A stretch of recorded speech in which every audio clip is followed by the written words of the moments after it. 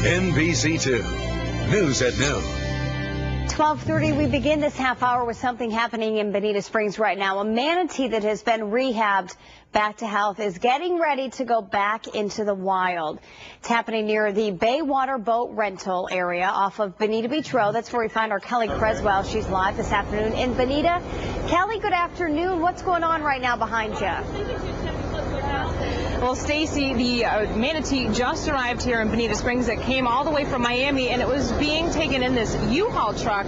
Now, it is a mammal. It doesn't have to be in water. It can still breathe, but you can see it there at the end of the truck where she was in Miami. She was being rehabbed at the Seaquarium. Now, the manatee, which is named Breva after the neurotoxin produced by red tide, is going back to the very same spot where she came from, right near the Baywater boat rentals in Bonita. She was suffering from high levels of Breva toxin. It was even in her bloodstream and intestinal tract because she was eating the seagrass, and they even found levels of red tide in the seagrass. And so she was in a very bad state, we're told by FWC. Now, also, we want to mention manatees put their heads above the water to breathe, but the red tide affects their neurological system, and Breva suffered from tremors. She couldn't even put her head above the water. We are actually hearing from a group of kayakers who were actually holding her head up when she was rescued. FWC says she was close to death at that point. She was upside down, laying on her back, and the kayaker said she wasn't even moving. You can see a lot of people here now because this manatee, she weighs about 900 pounds, so obviously a very large mammal to move. But when she was first discovered in the state that she was in, she only weighed about 670 pounds because she was in such a bad state. But now she is 100% healthy. She should be ready to go, and as you can see, they're trying to plan out here how they're actually going to get her hoisted and down to the ground. Now, we do want to mention that this winter, FWC says about 40 manatees died in the Southwest Florida area due to red tide. A lot of it depends on which way the current is going. And right now, a lot of people are here from FWC. We have people from FGCU. We have the kayakers. Even though some of these kayakers are from out of state, they just happen to be in the area at the time.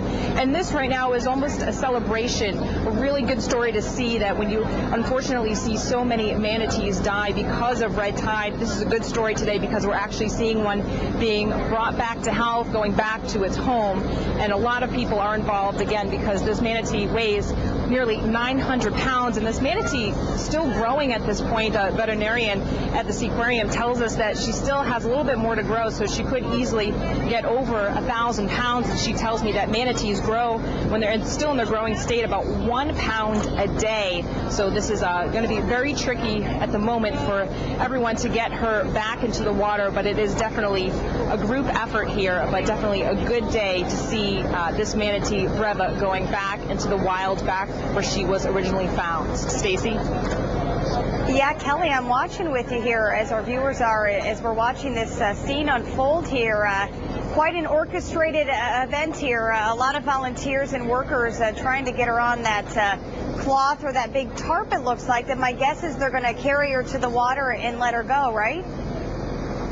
Yeah, up actually here, they're trying to hoist her a little bit. They said actually once they pull her out, they're hoping that they can just lay her on the ground first and let everyone take pictures, let everyone see her. Now, this is if she's not, temperamental, because, this was a long ride from Miami, about 2.5 hours that she's been in this U-Haul. Now, there have been members from the Seaquarium spraying her with water, trying to keep her cool.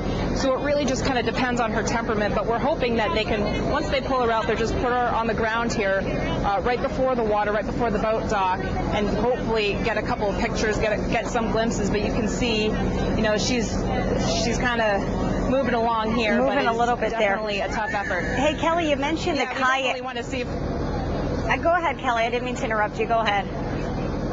Oh, no, that's okay. I mean, I was just going to say, you can definitely see them trying to pull her out there. It's hopefully within the next 30 seconds or so we can actually see her, because they're starting to get a rhythm here. But Stacey, go ahead. Well, I was just curious, Kelly, I know you mentioned the kayakers were out there. I've kayaked. I don't know if you have, but I wouldn't know the first thing about helping a manatee if I saw an injured one out there. Did you get a sense or a chance to talk to those kayakers, what they did exactly or how they knew that the manatee was injured?